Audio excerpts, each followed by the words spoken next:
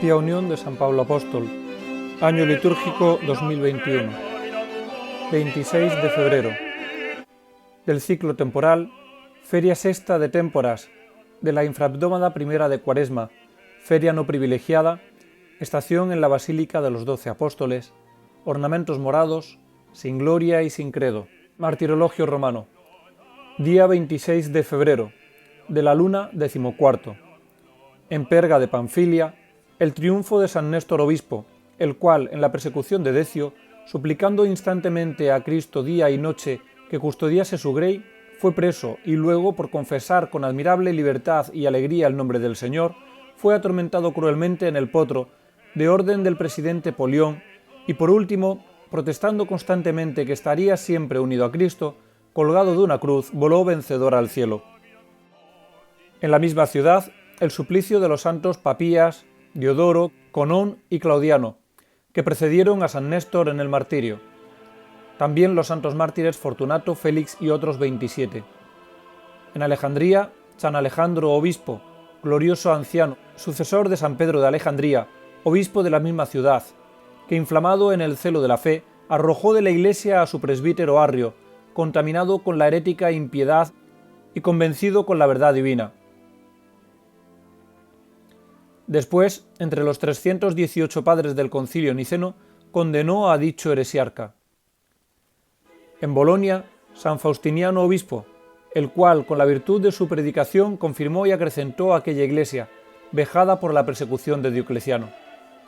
En Gaza de Palestina, San Porfirio obispo, que imperando a Arcadio, echó por tierra el ídolo Marna y su templo, y después de muchos tormentos, descansó en el Señor. En Florencia, San Andrés, obispo y confesor. En territorio de Arcis, en Francia, San Víctor confesor, cuyas alabanzas escribió San Bernardo, y en otras partes, etc. Del Santoral. Vida de San Alejandro, patriarca de Alejandría. San Alejandro tiene una especial significación en la historia de la Iglesia a principios del siglo IV, por haber sido el primero en descubrir y condenar la herejía de Arrio y haber iniciado la campaña contra esta herejía, que tanto preocupó a la Iglesia durante aquel siglo. A él cabe también la gloria de haber formado y asociado en el gobierno de la Iglesia alejandrina a San Atanasio, preparándose de este modo un digno sucesor que debía ser el portavoz de la ortodoxia católica en las luchas contra el arrianismo. Nació Alejandro hacia el año 250, ya durante el gobierno de San Pedro de Alejandría, se distinguió de un modo especial en aquella iglesia. Los pocos datos que poseemos sobre sus primeras actividades nos han sido transmitidos por los historiadores Sócrates, Sozomeno y Teodoreto de Ciro, a los que debemos añadir la interesante formación de San Atanasio. Así pues, en general, podemos afirmar que las fuentes son relativamente seguras. El primer rasgo de su vida es el que convienen todos los historiadores. Nos lo presenta como un hombre de carácter dulce y afable, lleno siempre de un entrañable amor y caridad para con sus hermanos y en particular para con los pobres. Esta caridad, unida con un espíritu de conciliación, tan conforme con los rasgos característicos de la primitiva Iglesia, proyectan una luz muy especial sobre la figura de San Alejandro de Alejandría, que conviene tener muy presente en medio de las persistentes luchas que tuvo que mantener más tarde contra la herejía. Pues viéndolo envuelto en las más duras batallas contra el arrianismo, pudiera creerse que era de carácter belicoso, intransigente y acometedor.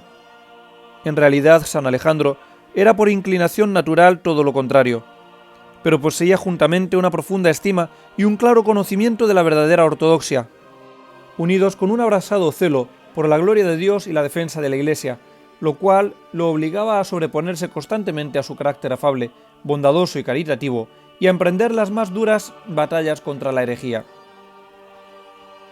De este espíritu de caridad y conciliación, que constituyen la base fundamental de su carácter, dio bien pronto claras pruebas de su primer encuentro con Arrio.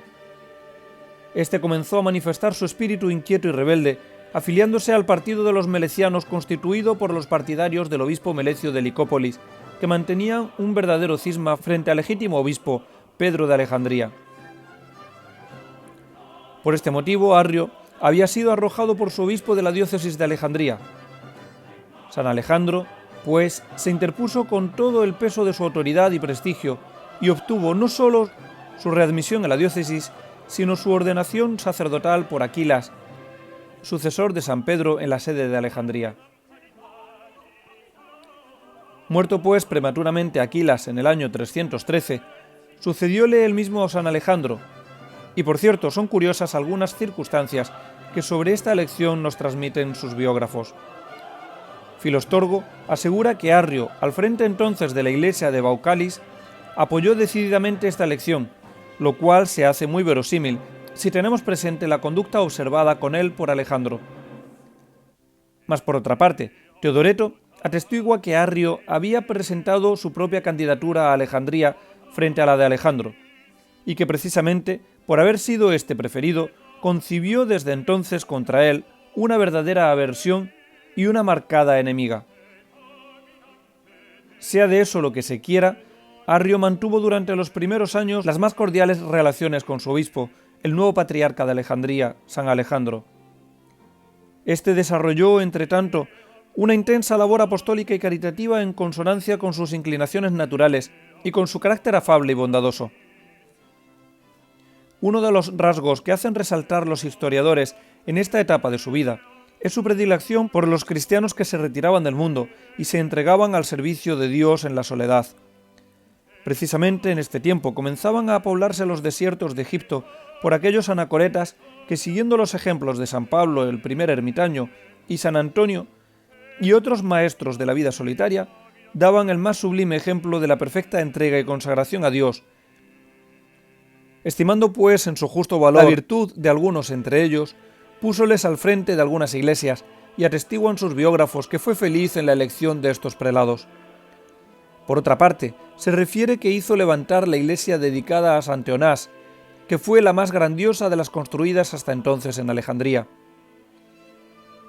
Al mismo tiempo, consiguió mantener la paz y tranquilidad en las iglesias de Egipto, a pesar de la oposición que ofrecieron algunos en la cuestión sobre el día de la celebración de la Pascua y sobre todo de las dificultades promovidas por los melecianos que persistían en el cisma, negando la obediencia al obispo legítimo. Pero lo más digno de notarse es su intervención en la cuestión ocasionada por Atanasio en los primeros años. En efecto, niño todavía, había procedido San Atanasio a bautizar a algunos de sus camaradas, dando origen a la discusión sobre la validez de este bautismo. San Alejandro resolvió favorablemente la controversia, constituyéndose desde entonces en protector y promoviendo la esmerada formación de aquel niño, que debía ser su sucesor y el paladín de la causa católica. Pero la verdadera significación de San Alejandro de Alejandría fue su acertada intervención en todo el asunto de Arrio y del arrianismo, y su decidida defensa de la ortodoxia católica. En efecto, ya antes del año 318, comenzó a manifestar Arrio una marcada oposición al patriarca Alejandro de Alejandría. Esta se vio de un modo especial en la doctrina, pues mientras San Alejandro insistía claramente en la divinidad del Hijo y su igualdad perfecta con el Padre, Arrio comenzó a esparcir la doctrina de que no existe más que un solo Dios, que es el Padre eterno, perfectísimo e inmutable, y por consiguiente el Hijo o el Verbo no es eterno, sino que tiene principio, ni es la misma sustancia con el Padre, sino pura criatura. La tendencia general era rebajar la significación del Verbo, al que se concebía como inferior y subordinado al Padre. Es lo que se designaba como subordinacionismo, verdadero racionalismo que trataba de evitar el misterio de la Santísima Trinidad y de la distinción de personas divinas. Mas por otra parte, como los racionalistas modernos, para evitar el escándalo de los simples fieles, ponderaban las excelencias del Verbo, si bien éstas no lo elevaban más allá del nivel de pura criatura. En un principio, Arrio esparció estas ideas con la mayor reserva y solamente entre los círculos más íntimos.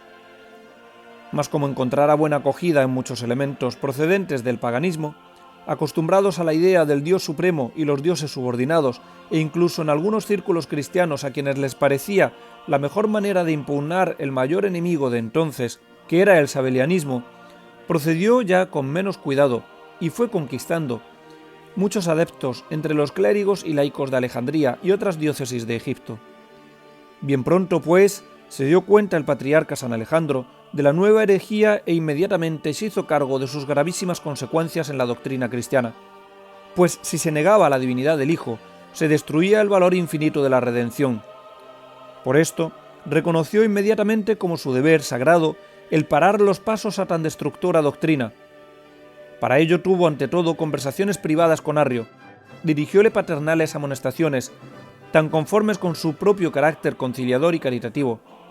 En una palabra, probó toda clase de medios para convencer a buenas a Arrio de la falsedad de su concepción.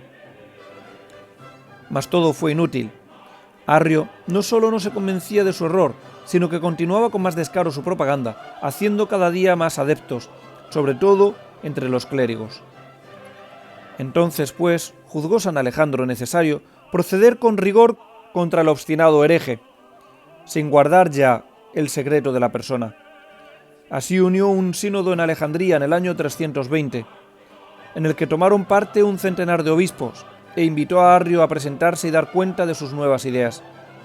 Presentóse él, en efecto, ante el sínodo y propuso claramente su concepción, por lo cual fue condenado por unanimidad por toda la asamblea. Tal fue el primer acto solemne realizado por San Alejandro contra Arrio y su doctrina. En unión con los 100 obispos de Egipto y de Libia, lanzó el anatema contra el arrianismo, pero Arrio, lejos de someterse, salió de Egipto y se dirigió a Palestina, y luego a Nicomedia, donde trató de denigrar a San Alejandro de Alejandría y presentarse a sí mismo como inocente perseguido.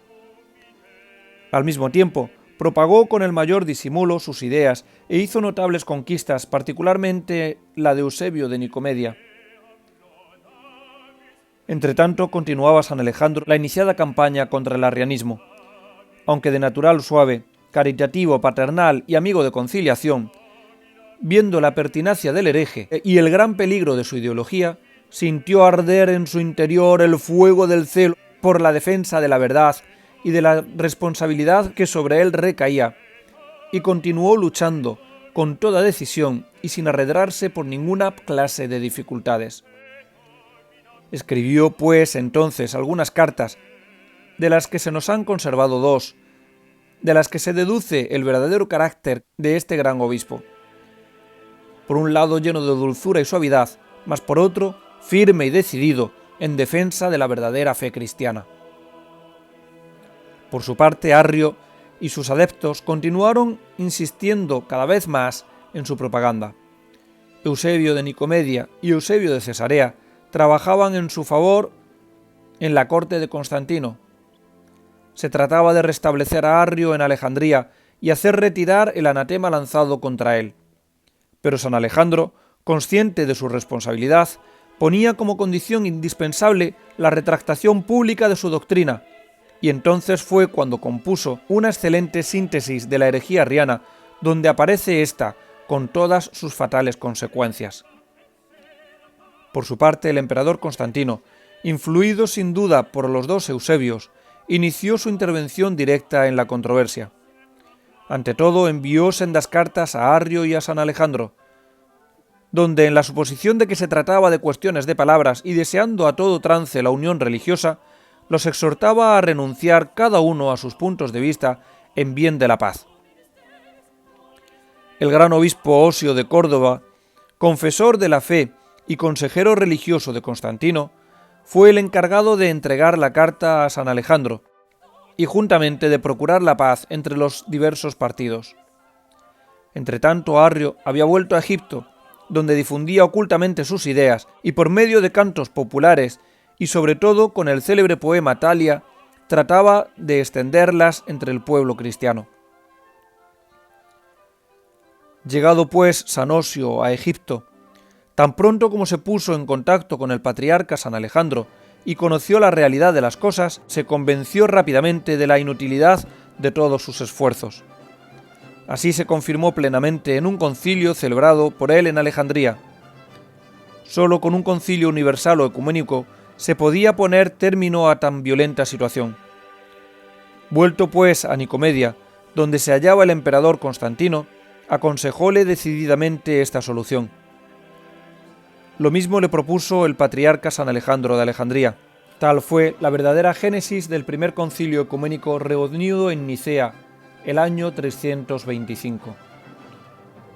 No obstante su avanzada edad y los efectos que había producido en su cuerpo tan continua y enconada lucha, San Alejandro acudió al concilio de Nicea acompañado de su secretario, el diácono San Atanasio.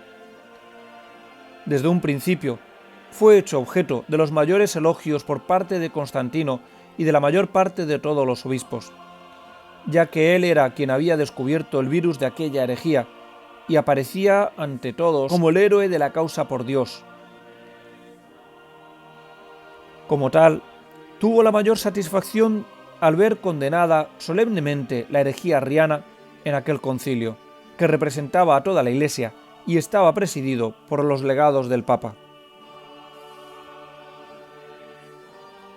Vuelto San Alejandro a su sede de Alejandría, sacando fuerzas de flaqueza, trabajó lo indecible durante el año siguiente para remediar los daños causados por la herejía.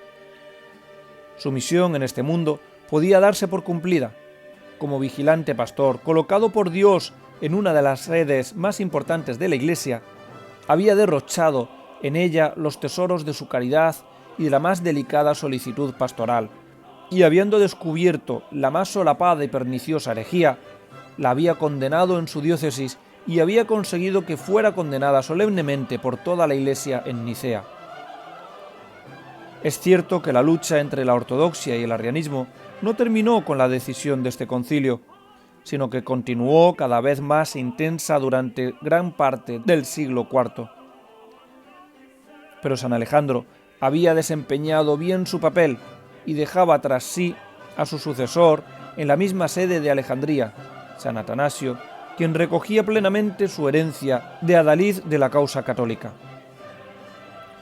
Según todos los indicios, murió San Alejandro el año 326, probablemente el 26 de febrero, si bien otros indican que el 17 de abril.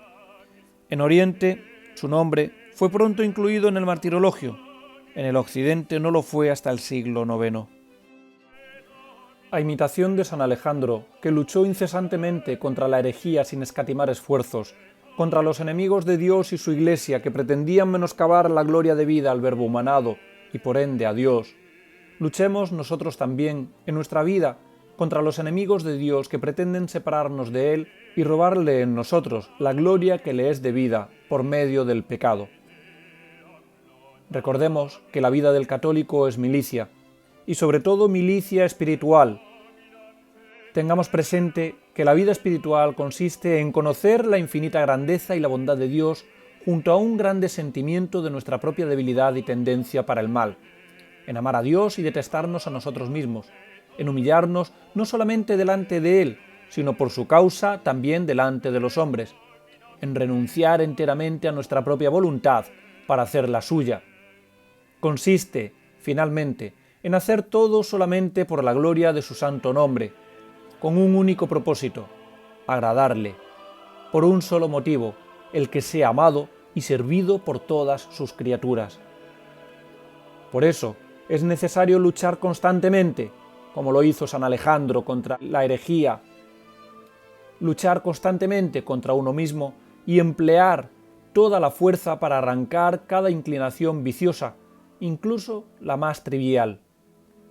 Consecuentemente, para prepararse al combate, la persona debe reunir toda su resolución y coraje, pues nadie será premiado con la corona si no hubiese combatido con coraje.